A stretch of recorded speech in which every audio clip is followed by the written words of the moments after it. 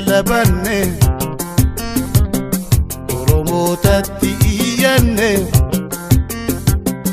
Nuttirmadda nu jabeeysa Nuttirmadda nu jabeeysa.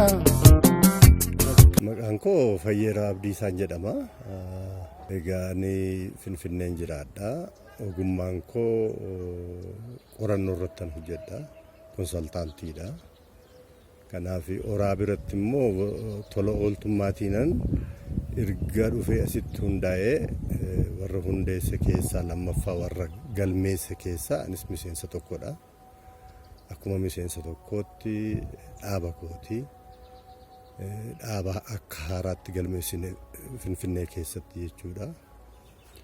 Ergasiitii egaa tola ooltummaatiin faanuma bu'eetaniinan gargaaraa jira. Beekumsa kootiin qorannoodhaan bulchiinsaan haala jiru tokko tokkoon immoo akkaataa itti qunnamtii irrattis jabaatee adeemu walqunnamtii biyya alaa wajjiniinis gargaarsa godhee deeggaraan jira.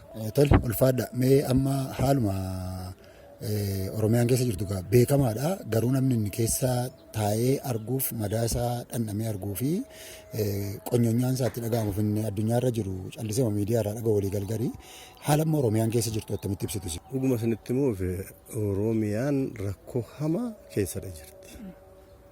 Karaa tokko dhibee namtolcheetu rakkina keessa buusee jira. Karaa lama immoo dhibeema uumamaatu rakkina keessa buusee jira. Keessumaayyuu bara darbee dhibeen uumamaa uummata keenya baay'ee gaaga'ee beelli jira, gogiinsi jira. Inni gara baha Oromiyaa fi kibba baha Oromiyaa irratti baay'ee hammaachaa waan tureef oraan yeroo sanattis akkasuma rakkoo uummata keenya bira qaqqabuuf halkaniif guyyaa tattaafachaa ture. Tattaafateeras gargaarsaa uummanni keenya biyya alaa biyya keessaas dirmataniin qaqqabuu danda'eera. Karaa namtolchee garuu walumaa galatti waraanatu jira, du'atu jira, rakkootu jira. Uummata keenya qunnamuun akka garaa fiiganii deemanii bira gahuun rakkoo hamaatu jira. Kuni har'as eengadda duubaas rakkooma kanatu muddamee jira biyyittiin. Haala rakkisaa humnaa ol ta'e kana keessatti akkuma isin kaaftanii oraan yeroo dhiyoodha ergi deebi'ee biyyatti galee ayyama fudhatee garuu kana keessatti immoo rakkina siyaasaa, rakkina dinagdee, rakkina hawaasummaa Oromiyaan qabdu keessatti amma humna isaatii tattaaffii gochaa jira. Mee amma yaadattan lafoota oraan itti bubu'ee fi lafanni qaqqabee waan oraan hojjechaa jiru gurruma namoota nu dhaggeeffatanii akka buufnuu fi ishee kanarraa xinnoo isheetu waa dubbattaniin barbaada. Oraan ergaa biyyatti deebi'ee seera biyya kanaatiin galmaa'ee akka haaraatti jalqabeeti sochii adda addaa godhee jira. Akkuma maqaasaa Oromoo Relief Association akkuma jedhamu waldaa gargaarsa Oromooti. Iddoo balaan namtolchee fi uumaa jiru kanarratti dafee qaqqabuudhaan tarkaanfii gurguddaa fudhateera. Tarkaanfii gurguddaa fudhate keessaa jalqabuma yeroo jalqabu bara 2019 yeruma jalqabu sana uummata keenya warra Hararii buqqa'ee naannoo Finfinnee qubatan sabbataa jiran sandaafaa jiran gargaarsaan bira dhaabbateera. Achi uummata keenya warra walitti bu'insaan manni isaanii jalaa gubate qe'ee isaaniirraa buqqaan kan akka Matakkal, Dibaaxee, Horroo Guduruu keessaa Kiramuu, Walloo keessaa Baatee warra akkasii kana rakkoo jiruun maallaqa argateetiin bira qaqqabee bira dhaabbateera.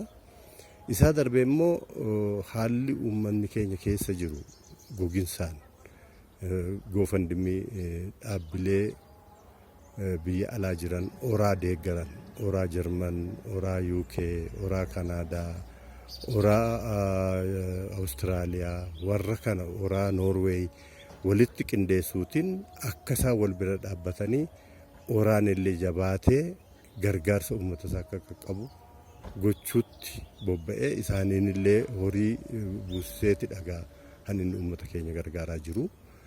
Uummanni keenya karaa kana hundumaa gargaaramuu hin danda'amu. Garuu hamma danda'ame iddoo uummanni hambiraa dhaabbileen biraa qaqqabuu hin dandeenyetti oraan cabsee galeetti gargaaraa jira amma.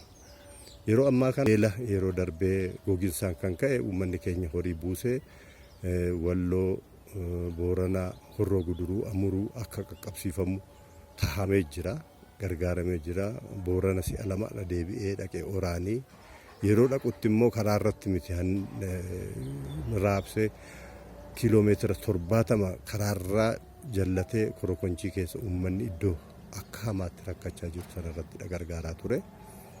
Gargaarsa sana qaqqabsiisee ammas otoo jirru kanaan yeroo gabaabaa keessatti muddee fi onkoloolessa kana keessa uummanni keenya lixa Wallaggaa aanaa Beegii fi aanaa Qondaalaa keessumaayyuu rakkoo busee hamaatiin uummanni dhumaa ijaa jiruuf keessumaayyuu daa'imman waggaa 5 gadi busee dandamachuu dadhabanii beellis ijaa jiruuf uummanni sun waraana keessa ijaa jiruuf qotatee qabeenyi isaa ijaa jalaa dhumee fi hojjechuu ijaa hin dandeenyee fi beelarras bu'ee ture isaaniin qaqqabsiisutti oraan jalqaba handhaqee uummata sana gargaare oraadha.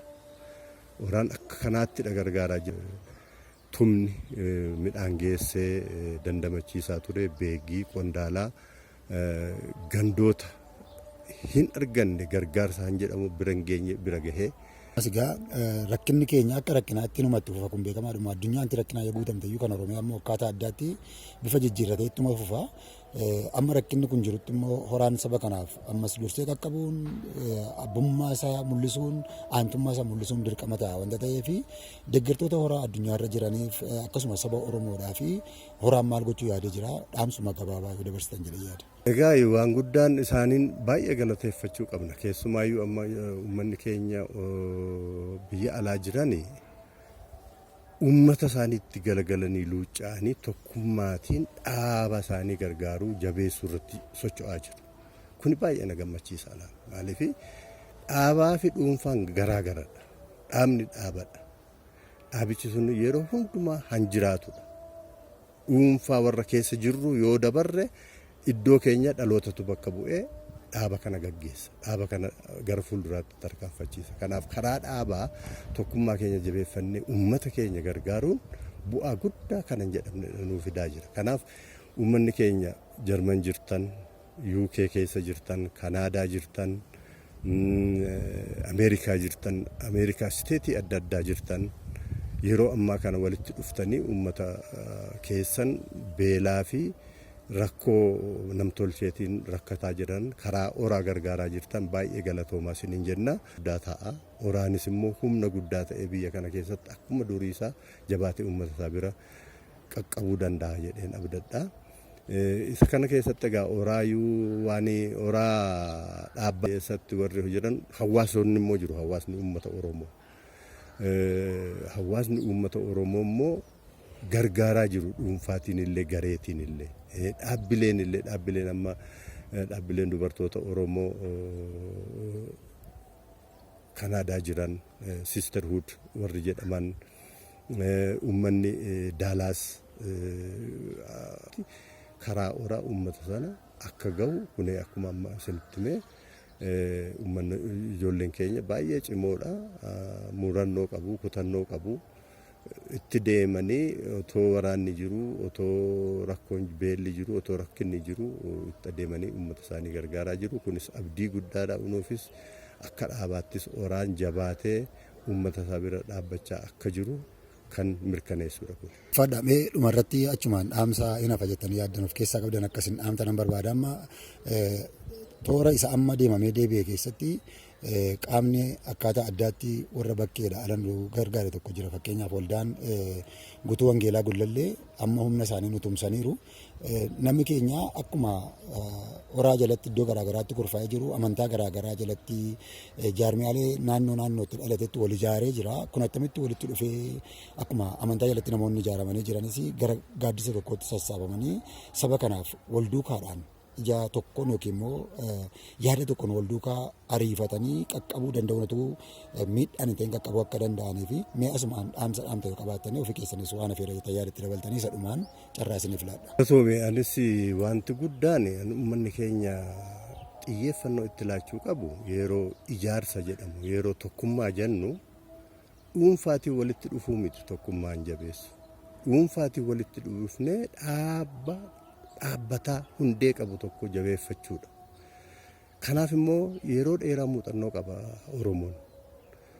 Dhaaba kana dhaaba gargaarsa waldaa gargaarsa Oromoo Oraa bara 79 dhaabbate. Waggaa 45 ol muuxannoo qabudha. Muuxannoonsaa waraana keessatti, beela keessatti, gogiinsa keessatti, hammina keessatti uummata isaa bira dhaabbachuutiin dhaqa. Dhaaba akkasii kana jabeeffachuutu nutti jira. Maaliif rakkoo inni baasuu danda'u dhuunfaatiin namoonni fiiganii olii gaddeemanii har'a mul'achuu danda'u ta'a. Dhaabichi garuu rakkoo uummata kanaa hundeetiin qabee kan hiikuu danda'u yoo uummanni keenya wal faana hiriire tokkummaa keenyaan yoo isa jabeeffanne qofaadha. Kanaaf akkaataa amma jalqabametti uummanni keenya waldaa gargaarsaa kana jabeeffate jennaan iddoo argettuu qaqqabsiisuu danda'a. Galatoomii fayyaa ta'aa isinis jiraadha. Carraa kana ilaalaattanii uummata koof yaada koo akka dabarfadhuuf galatoomaa.